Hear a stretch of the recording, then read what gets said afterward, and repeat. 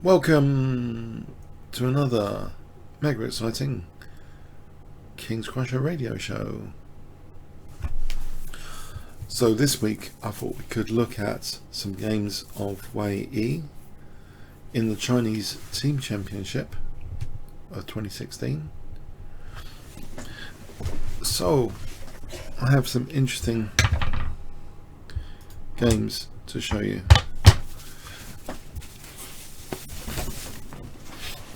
And I mean that. I look at the games in advance, obviously, and they're very interesting. The ones I'm going to show you. So the first one is against Jinshi Bei, who's 2564. So Wei Yi's rating is given as 2700 at the moment. So D4 from Jinshi Bei. We have D5, knight F3. C6, C4, E6, setting up the dreaded triangle of boredom. It's a pretty solid way to start the game. You are blocking in this bishop, and some people might think this is a bit funny. This blocked in bishop voluntarily, but it's very interesting. So Queen C2, Bishop D6, and in fact after G3, the position's played quite aggressively here. Wei Yi turns it into a Dutch defense stone wall with F5. This move at F5, we've now converted a potentially dull opening to a very exciting one. So, okay, white fianchettos the bishop, knight F6, and then both sides castle. Knight C3. Okay, and of course there's a hole on E5 potentially, and in fact we see both of these squares being critical in the upcoming battle now. Knight E4 is played. White takes this, and you might think taking with the F pawn is the way to go.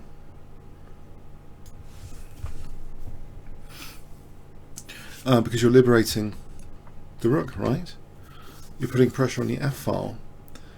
But actually, you know, that there is an interesting aspect which I think this game might highlight.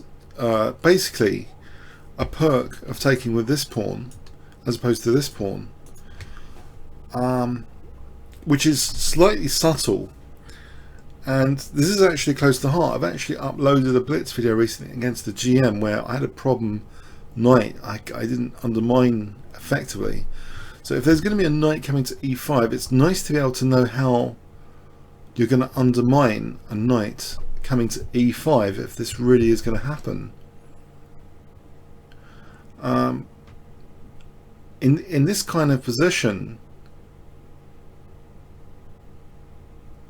taking with the D pawn is actually, well, the engine is actually slightly favouring, well, Fritz, it's slightly favouring this over this. They're about equal, but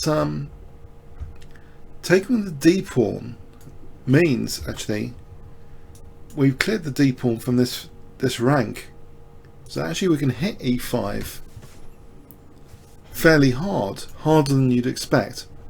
We have knight E5. And now C5, and the point here is revealed actually. It's revealed.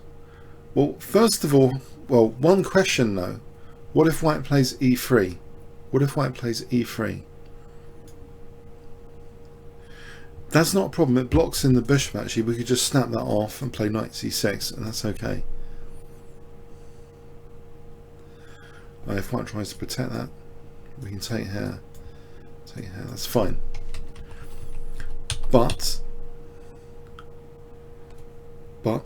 white plays bishop E3, and the point of taking the D pawn is emphasized actually with this next move, which promises, it seems, a reasonably nice position for black now. Can you see the move? black to play. Okay, so black to play. I'll give you 20 seconds.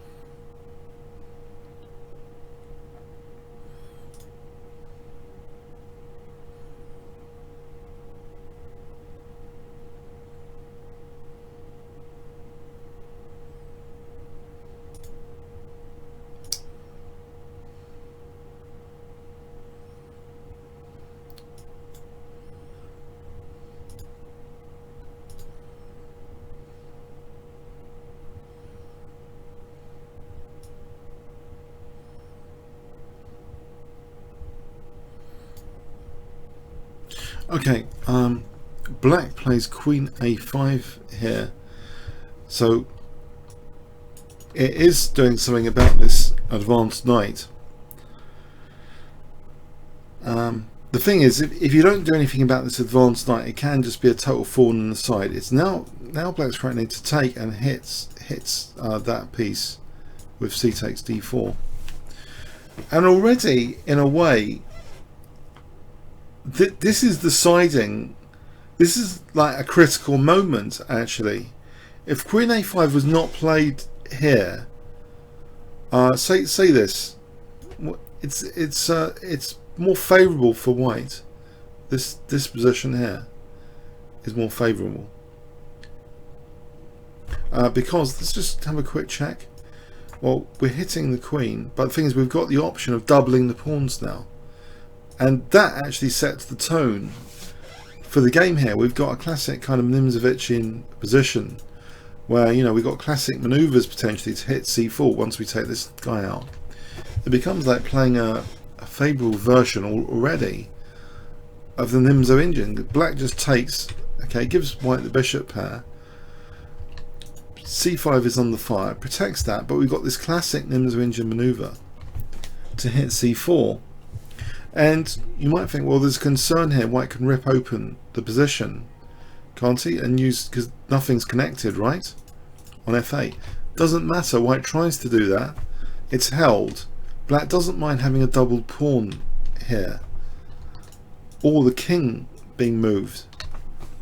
Because what can actually white do in this position? Well, you might think, hang on, rook f4. Is that an issue? It wasn't even tried, rook f4. I mean, it's pointed at by the engine as one of the top moves. Rook d1 was played. If rook f4, this, and this position is nice for black. It seems this is very nice, because remember, white's got double pawns here. It's not really an extra pawn, so you know, black is threatening things like this. Or this, just going after these guys. So I don't think rook f4 is a major concern. It wasn't even used actually. We have rook d1.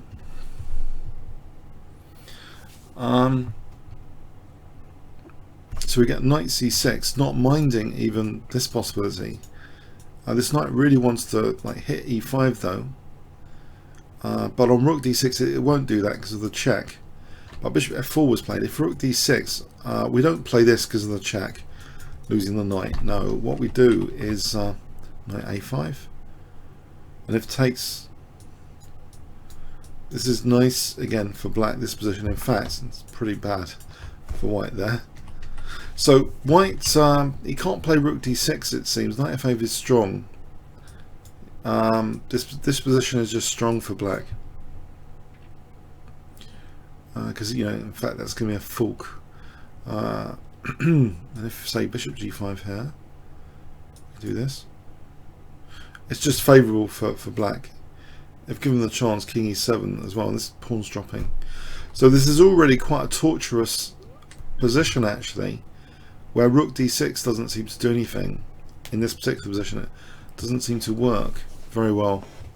So we have bishop f4, knight a5. As I say, this looks really comfortable for black. Black's just winning that pawn now, and doesn't mind if the rooks came off. It's just a sort of winning position. It's a very big advantage now. Rook d1 to try and get the rooks off, and there's a 3-2 pawn majority. It's a very elegant game, basically. So far, all black has to do is try and generate a passed pawn. And another key point, though, is when you have a passed pawn, you've got to be able to see all the tactical resources which will make sure that there's no interference or pieces coming to the rescue of that passed pawn.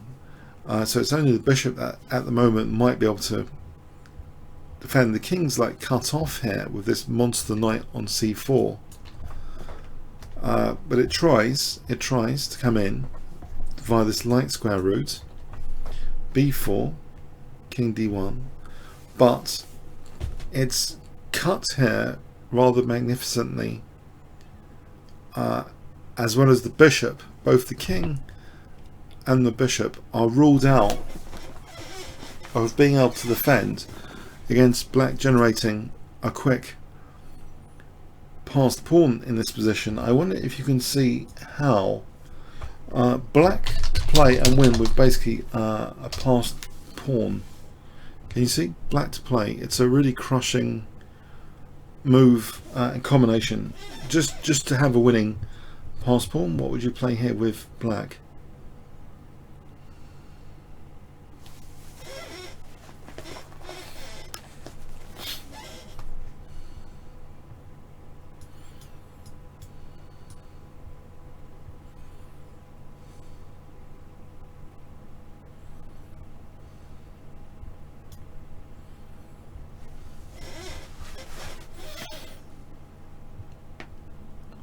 Any ideas?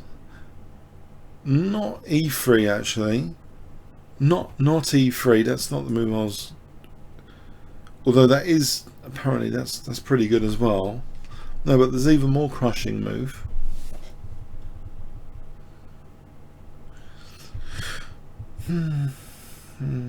Although I suspect e3 might actually be winning. No, b3. Now after 8-8, can you see what black can play here?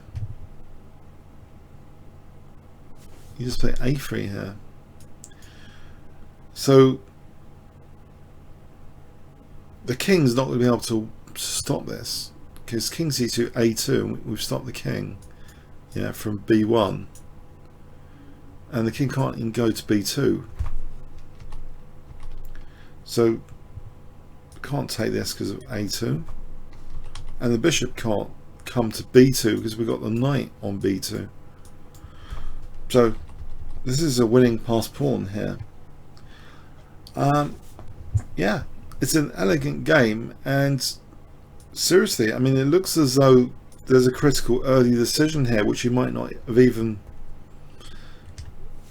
when, you know, as humans we're not really totally tuned up to the finesses of f takes versus d takes. But if you look at the example of this game, you might think, wow, this knight e5, if you want to challenge the knight on e5, this is a good example. Not here queen a5, because then, well, bishop d2 is possible. It was just accurate how black played this with c5 first, and then queen, so that's threatening to crumble the knight. It is actually technically a tactical liability, but what it led to was, you know, strategically disastrous. Because now, you know, c takes, bishop takes e5. If f4, actually f4 might be one of the better moves actually, which could have been tried. But even so, we can hit the knight hard. 3 pieces hitting the knight here, and this is from the engine point of view at least equal for black. At least equal. Bishop's blocked in. Good prospects here. But the way the game panned out, this is just Nimzovich stuff. And tactically, it's beautiful how it's all working tactically as well. Getting this knight to c4, how this bishop and rook can be embarrassed. It's just made to look elegant, Nimzovichian. And actually, I think it's one of the first Nimzovichian style games of weight E I've gone over actually. So it's interesting positionally. Okay, let's have a look at another game from the team championship.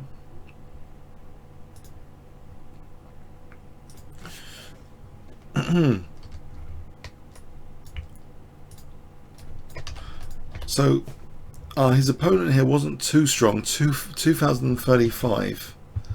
So you might expect a short game because weight is 2700. So his opponent is, unless there's a pronunciation at Chess Games.com, I'm bound to get this wrong. Funny enough, there's no pronunciation. I would say it looks like Changxi Zhao. I'm sorry if that's totally wrong. Okay, so d4 from weight E. So Changxi Zhao is only 2035 apparently. Knight f6. We see a Nimzo engine. c5. That's taken. Okay, it looks fairly standard so far. Actually, it's funny, this position is not liked, by the way, too much by the engines because of knight g4 here. If here, defend f2. It's not entirely liked, this position. So maybe, you know, knight g4 is interesting. Livebook mentions knight g4 with 2 games. It's interesting, it's direct. But it wasn't played. Knight c6 was played instead. We have b4, knight d4. Now queen d2, not minding knight b3, because then what we do is just get 2 pieces for the rook, right? We just get 2 pieces for the rook. So it doesn't matter about knight b3 at the moment. Black took on f3, which looks okay. Except, you know, if you're playing an attacking play, you should be worried about g-files and stuff on g7 right now. So knight e8, bishop b2, yeah, things are coordinating. Already there's probably, not yet apparently, there's not yet a major threat. It's protected at the moment. And we see more protection on that diagonal. I'm not sure this was right though to do this because it is subject to tempo gains. So f4 with the idea of kicking the bishop. We have queen e3 again with the idea potentially of kicking the bishop and opening up maybe like this diagonal. And in fact here, this is exactly what happens. e5. Okay, now rook d1 gaining a tempo on the queen. Now knight b5. Both knight b5 and knight e4 are pretty cool here because they're both heading for d6. Knight heads to d6 and this opens up this bishop, which is now quite dangerous on the diagonal. And in fact there is a threat of bishop takes g7 in this position, followed by queen g3. Yeah, if black took this pawn, I think we just play this, or queen, not g3. No, g3 will do. They're all mates in twos. This one, you can't do that. Queen g5, yeah, they're all mates in two. Queen, not queen.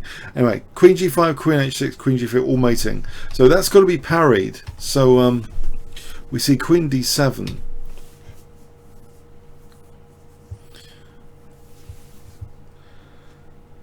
which tries to offer defense laterally against things like bishop takes g7. So that's the idea. That is, bishop takes g7 extinguished or not? Funny enough, I'm not going to ask. I'm going to just play it. It was played, okay, because it would seem here that if we played either queen g3, queen g5 or queen h6, they can all be answered by f6, it would seem. But even though this is still dangerous after bishop d3,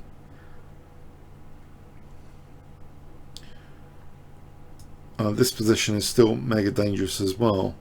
Actually, it's so strong because we've got things like this. It's not nice. Or here we've got things like this. The position's crushing. Even this position doesn't have to be played accurately, it seems. I mean, it just seems crushing, but it was played accurately. So white didn't even play that. White played a much more crushing combination here. So white's play, can you guess?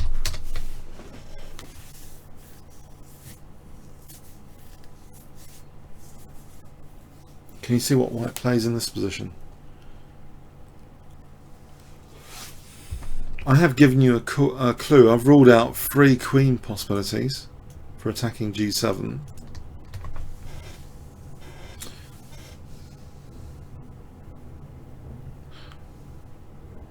So what is more to the point here, which would really give black like 0 chance? 0.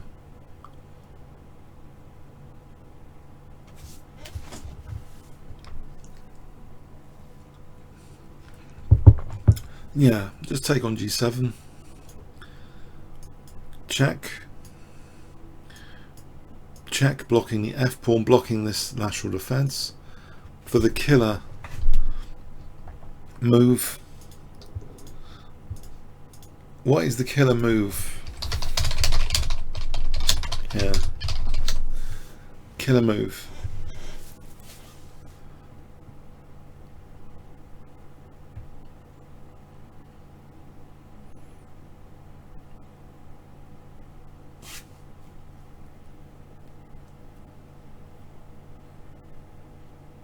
So you're catching up to the position in a few seconds. And there is a 20-second delay.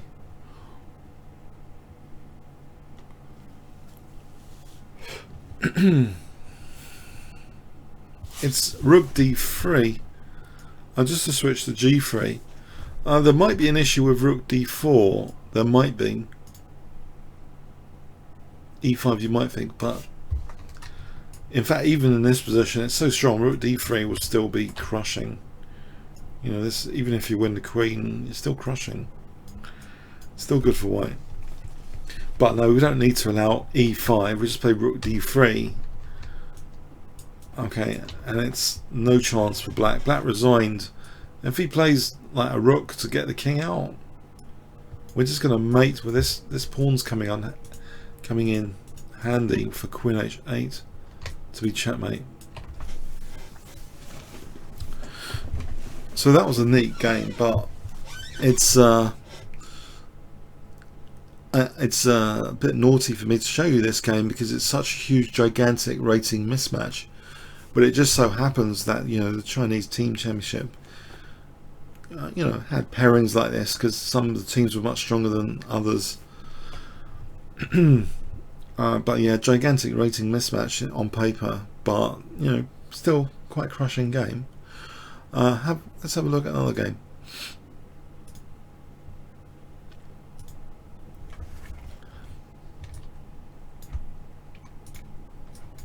Okay, so this is Wait, he's better matched here a little than that game. Wang Chen, who's 2514, was playing with the white pieces, so Wei with the black pieces. We have e4, we have a Sicilian defense. with bishop b5.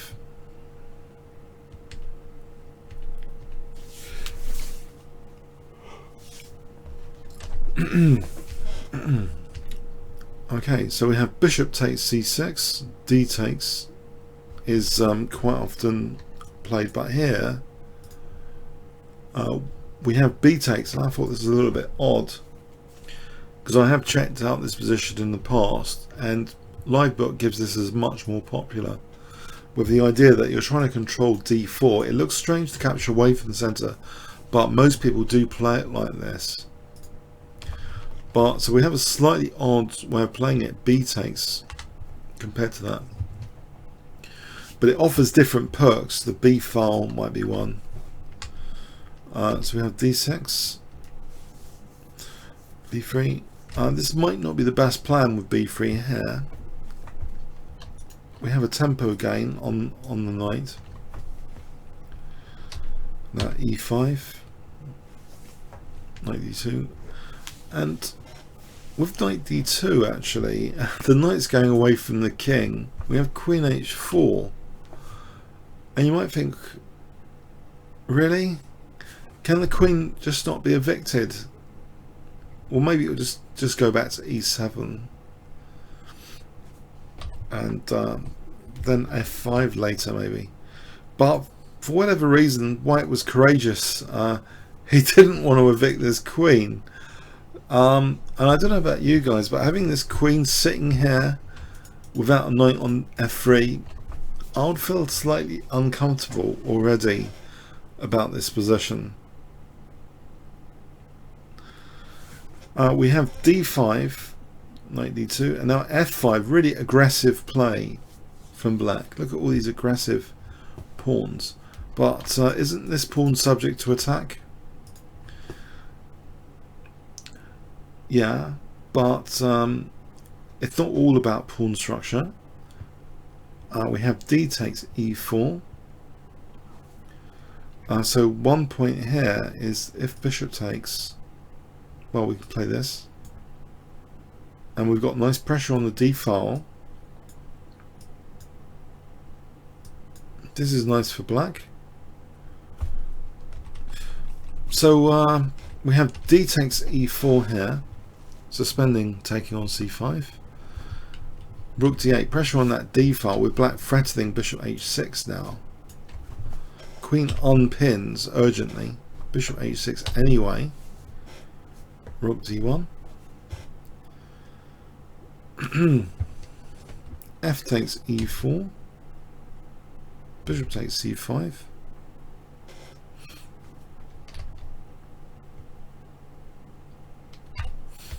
We have rook d5 here, and this looks like a strange move in a way. g3, queen h3. But what is White actually doing here? If White actually played knight takes e4, if bishop e3, bishop g4, then we're heading for bishop f3 with a mate on g2 to follow. So that's not really this is not really acceptable here. There's no real easy defenses there, and in fact f3 is stopped because then we can just take this guy.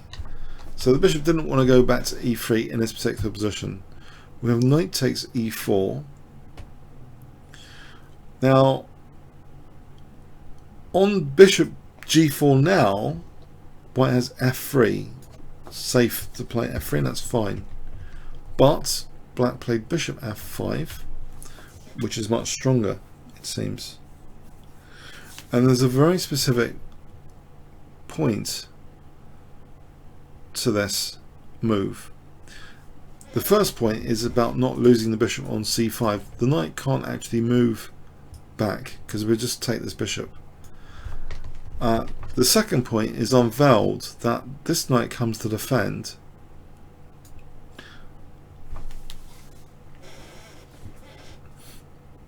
But the knights, okay, while this one's lurking around at the moment near the king, they're both kind of made useless in this position because black plays this combination, which is crushing.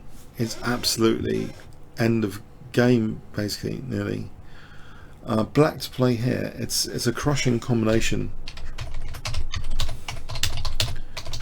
What would you play with black if I gave you 20 seconds here?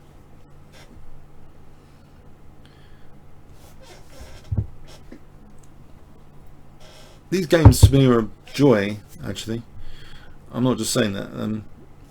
They're joyful games, I mean, but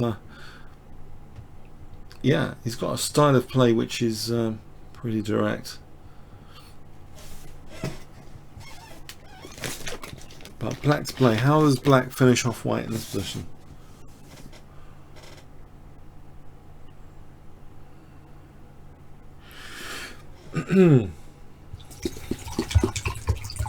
Pouring some water.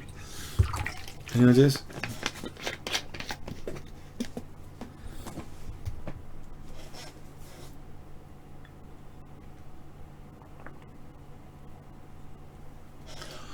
Okay. Now you're on the right track if you've said knight f4, because it does immediately threaten this mate, and if white takes, bishop takes, unfortunately things are spoiled a bit because knight g3, right?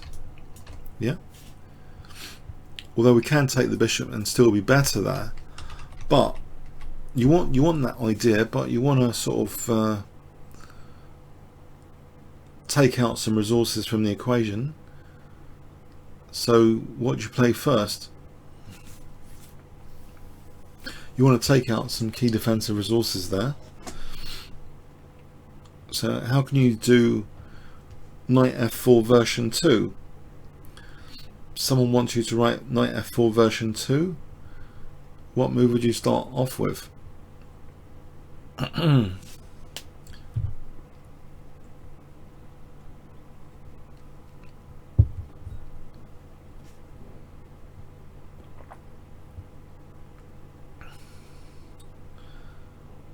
Yes, evolution of knight f4 version 2 would be rook takes c5 first, because now, lo and behold, there's no knight, there's no defense. It's just a forced mate in 5, this position. Actually, yeah, the computer's giving this now, it's that bad. We have g takes, bishop takes, no defense on h2. Yeah. So there's this game and the previous game, one of the previous games I showed you, where you create these attacks where there's no defense. You see, the professional assassins, there's no defense. There's no dispute. You know, give me the game. Resign already. There's no defense. Yeah. Clean kill. That was it. White's getting mated.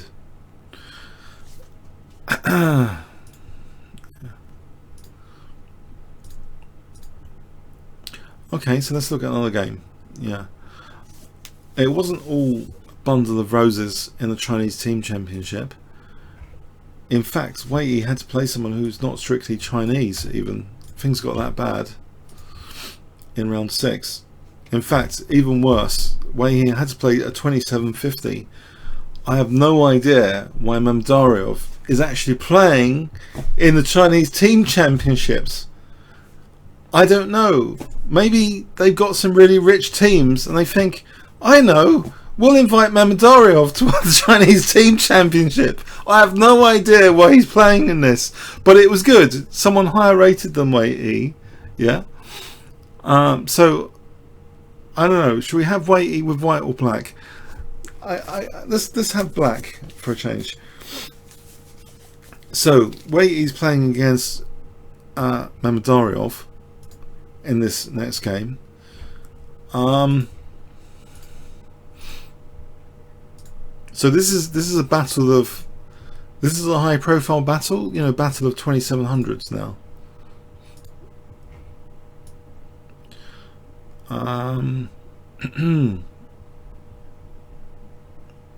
Right, so let's see what happens in this game. e4 from weight E, e5, knight f3, knight c6, bishop b5. Mamdarov plays a6. We have knight f6, castles, bishop e7, rook e1. This is pretty standard stuff. This is all like live book first choices, actually. Very popular. Continuation. And Magnus Carlsen is making the Breyer quite popular. This is third most popular. Knight a5 is the most popular and classical. Bishop e7. There's knight b8, third most popular. So we got a Breyer variation with 10d4. So knight, we have bishop b7, rook e8. Now usually knight f1 is played here. We have b4 in this game, slightly rare departure a little bit from the most trodden lines. b4, bishop f8, a4. Now quite often here apparently knight b6 has seen at least 46 key games. This is really going off the tracks now with g6, which seems quite a logical move in any case. But for example, knight b6, if you're interested, games have gone like this for some reason, and then g6. So it's as if black is keen to try and close up the queen side, actually, as a small finesse before playing the g6 plan. G6 plan played immediately.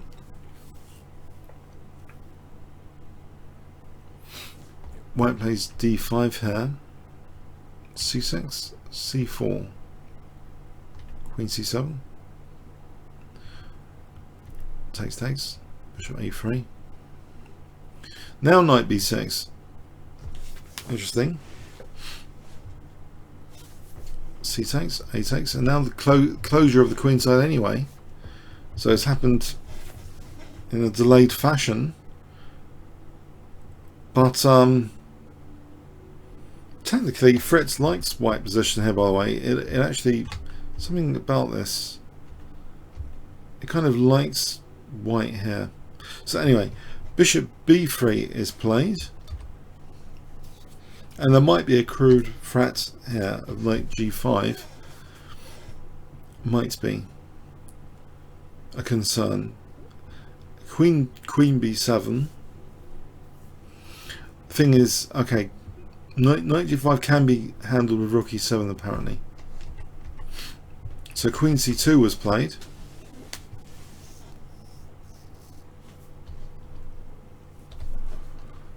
d5. Rook ac1. That bishop is asked about moving or being protected, not moving. Being protected, it's not moving anywhere. Rook ac8. Queen a2. Bishop h6. Now things get a bit crazy here. I think wait, he's got a nice battery right on f7, and perhaps he's getting slightly overexcited about this. Slightly, maybe. I mean, maybe there's a temptation that black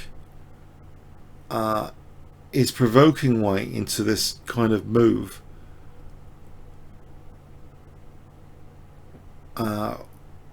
But technically, white can just play simply e takes d5 here, it seems, with maybe a small edge, for example, like this,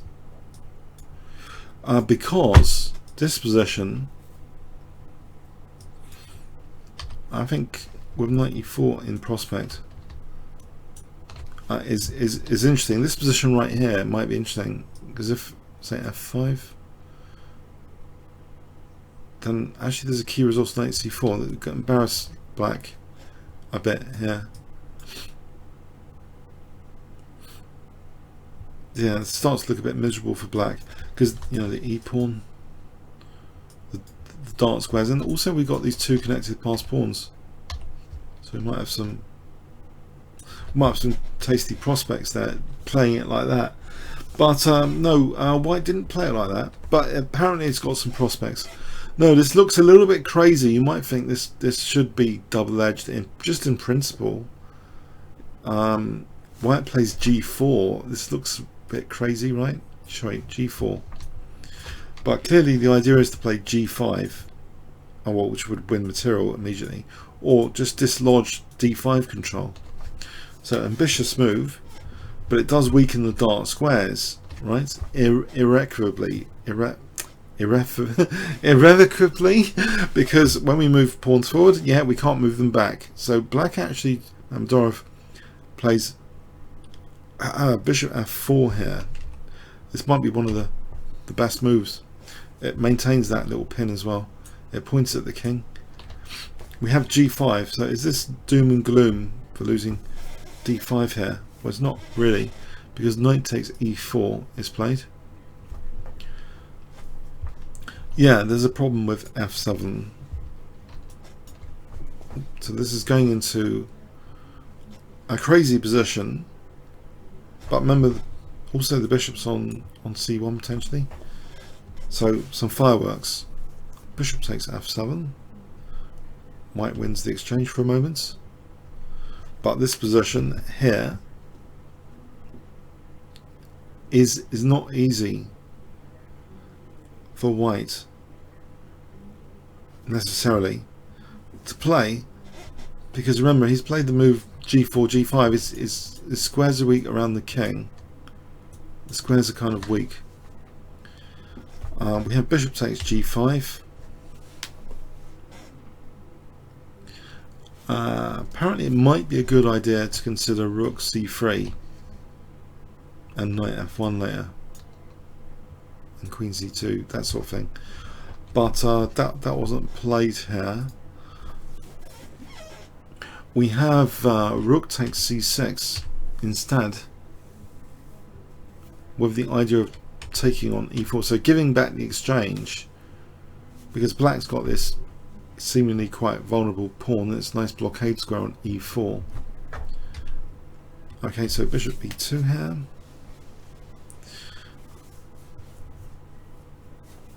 Knight f6. Knight takes f6. And the interesting thing about this position is, again, this is another finesse. Which way to take? Not be too automatic about things. If we've got this question, you know, queen takes, or technically, you know, king takes, how would you weigh this up? You know, king takes or queen takes. The engines reached the verdict through brute force about which one might be slightly better here. But if I asked you guys not to routinely think about how you'd capture the knight here, if I said black to play, how would you take the knight here? What would be your preference?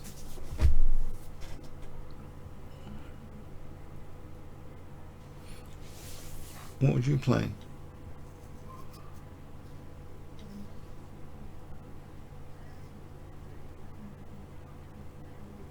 How do you want to take the knight?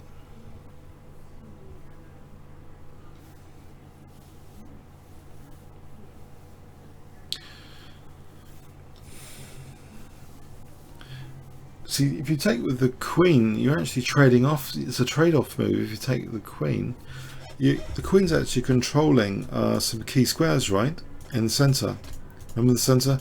We're told about it when we start chess. Remember these 4 key squares, magic squares? The queen's holding d5 here.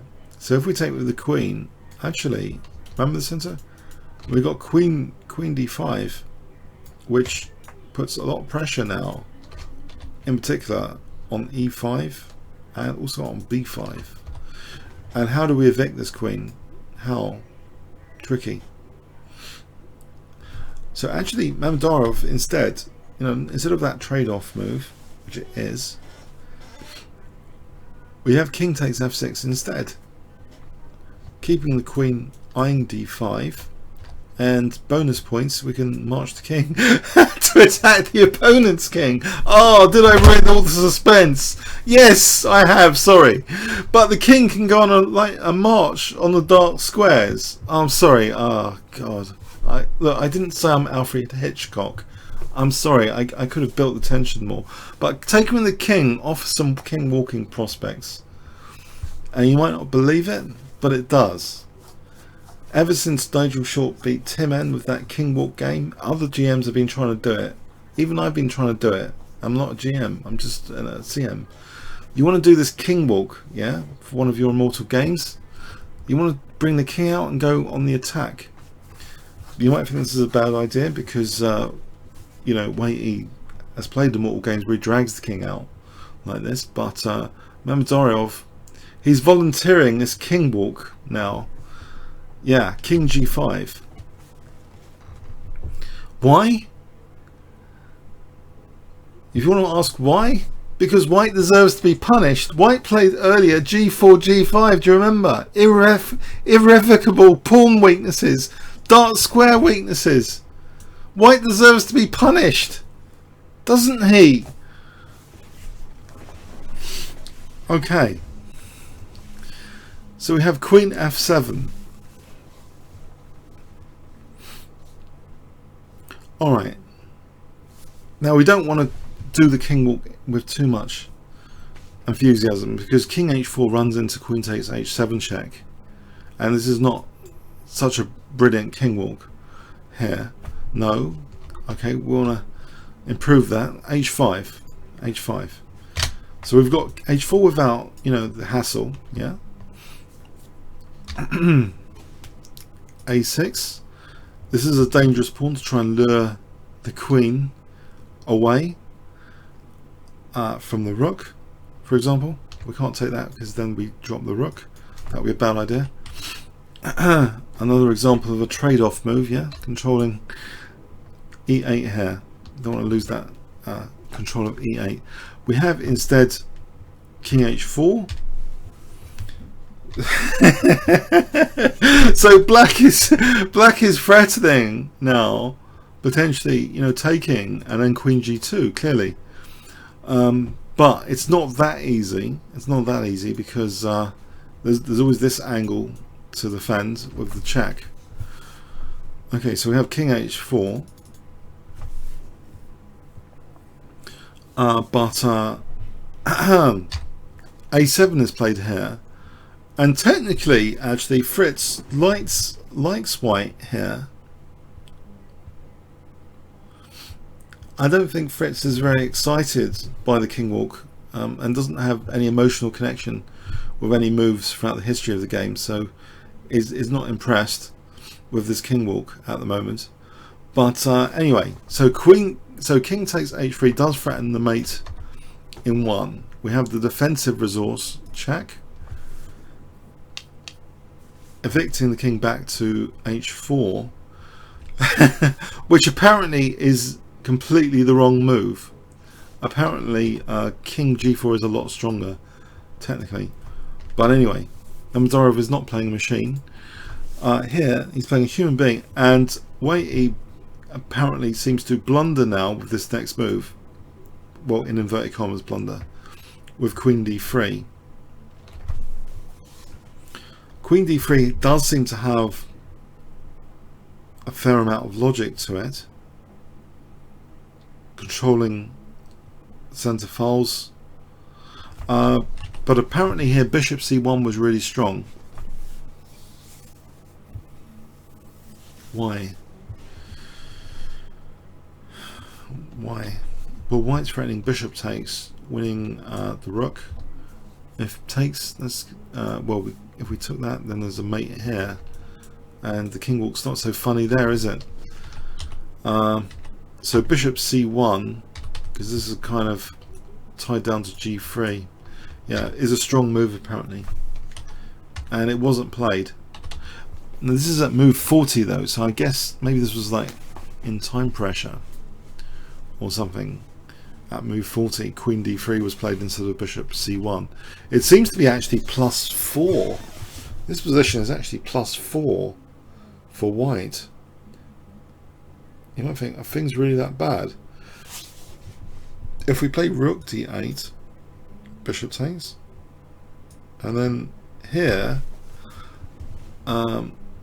king h2,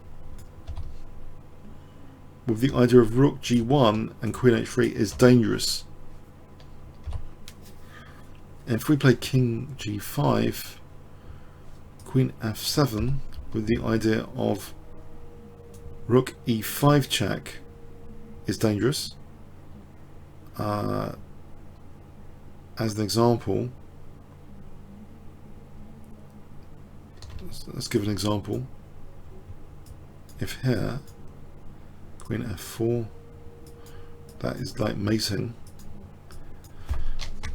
Or if king g4, f3 check, queen b3, the king's getting in trouble actually. Not so funny. Okay, so apparently bishop c1's winning. Okay, it wasn't played anyway. We have queen d3, and Amadorov plays now one of the best moves in this position, actually, e4, asking the queen to move. Queen c3. This might not have been accurate either. Apparently queen f1's more dangerous, with the idea of queen g2 at some point. But anyway, so queen c3 was played. Queen d5. We have check. g5. Bishop c1 now, not as dangerous as before. And in fact, black all of a sudden has a crushing, bone crushing, killer move, which gives him, like, you know, +5 already in this position. So black to play here. What does black play in this position?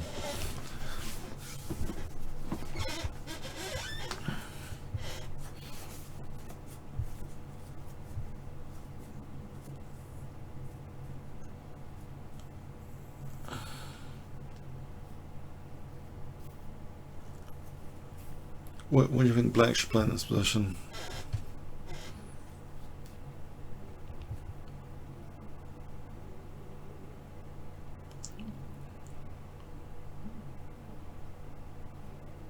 Any ideas?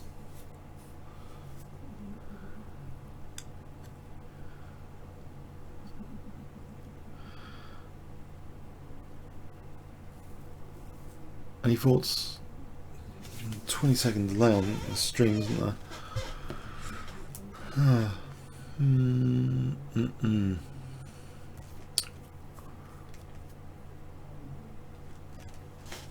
Okay, I'm going to tell you, unless you want to start. Okay, it's e3. Well done if you're e3. Now, okay, let's see, what is e3 doing? If bishop takes e3, this wasn't played. F takes was played, but let's have a quick look. Bishop takes. What does black play here? Black's play here. I'll give you 6 million points if you see the move black has here, which is a forced mate in 15.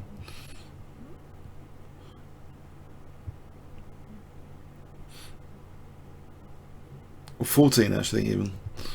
Black to play here. Come on, you want to play this move. You know it makes sense. This didn't happen in the game. It's a nice variation.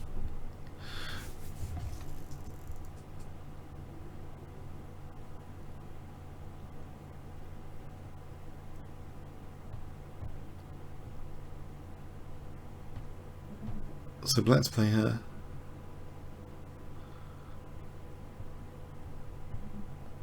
Yeah, just king h3 actually in this particular position.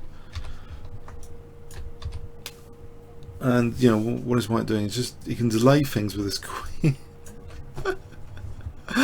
So if we take here, then there's check. And that's annoying, right? and it's all gone. But actually, no, we don't allow the dream to disappear. We just take the rook. Yeah, so we're guarding f5 still from the check. If king f1, then we got rook a2, now threatening both queen g2 and queen h1, because we've got the king out here. And this is terminal, it's crushing. So bishop takes e3 could be ruled out, and rook takes e3. We can play rook takes, f takes, and still king h3 here. If king, actually, pardon me. Nope, scrap that. Not that ruins it. Much better is king g3. King h3 ruins it because there's king f2, and the king's like wiggling out. No, but instead you actually have the opposition set here, with the threat of queen g2 and queen d1, because you got mating that with your own king. And here there's no defense apart from sacking the queen just to delay things. There's no defense there, so that will be end of game there. So we can rule out both bishop takes e3 and rook takes e3. So we're left with what was played. F takes e3. Interesting. And you might ask, we've seen one line where king h3 was important, another where king g3 was more important. Do any of them work here? Probably not, actually, because king h3, the point is we've got this second rank naughty defense, queen b2. Remember, white's got this pawn. You can't afford inaccuracy when white's got this dangerous pawn lurking around in the position. This position here is now not apparently too clever. There's queen f3, we've got queen e2. Check, we've got king h1. And it's fine, apparently. With the threat of g4, yeah, but the thing is rook e2.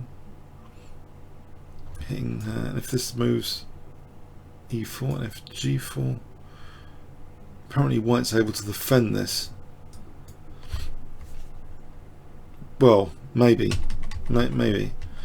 But anyway, no, we don't allow this naughty second rank defense. Now we want to cut out these resources, yeah? These were assassins. That's what assassins do, cut out these resources.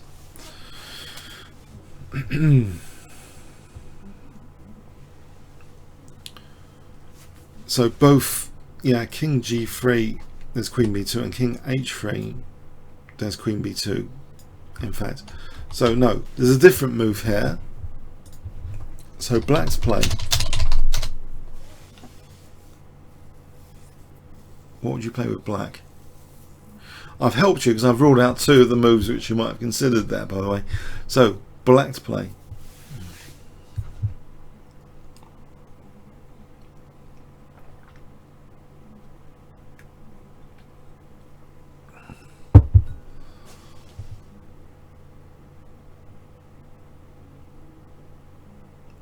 Okay, I think someone might mention it. Anyway, a while back.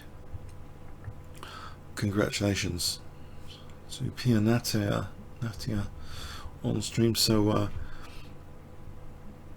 yeah, not queen a2. No, not queen a2, because there's queen b2 still. Remember this bishop? Queen b2. No. We play queen f3 here. The point is, I think, you know, we've got a few tricks now. Queen b2 was tried. Not sure there's much else, in fact.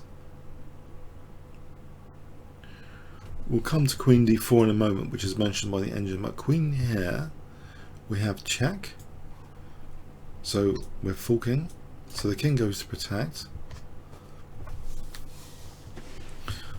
But all of a sudden, there's two bone crushing moves in the position.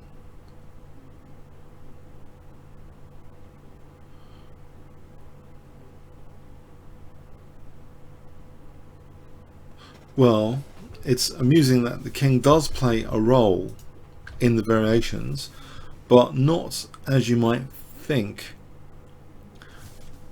Black plays bishop e5, and the winning point of this is this f-file is murderous, right, as well as attacking the queen.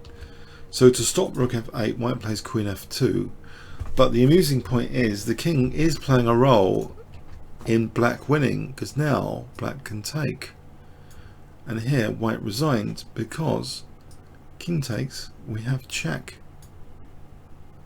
and we're going to just pick up this pawn cruelly at the end with a completely winning position.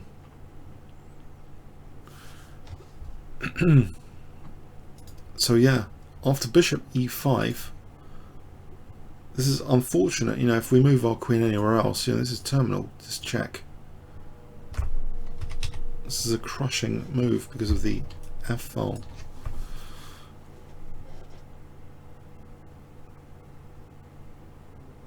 It just so happens, yeah, it's cruel, isn't it, that the king is supporting bishop g3. Yeah. I mean, this move doesn't cut it that much, because, you know, big deal. It's not as bad. But bishop g3, yeah, it's good to win the exchange here. So those were the cute games I thought to show you. I thought they were all fairly interesting, those 4 key games from this team championship. I personally like them anyway, and I mean that, even if I wasn't demonstrating them to anyone. If I was just playing them through by myself, I enjoyed playing through them earlier.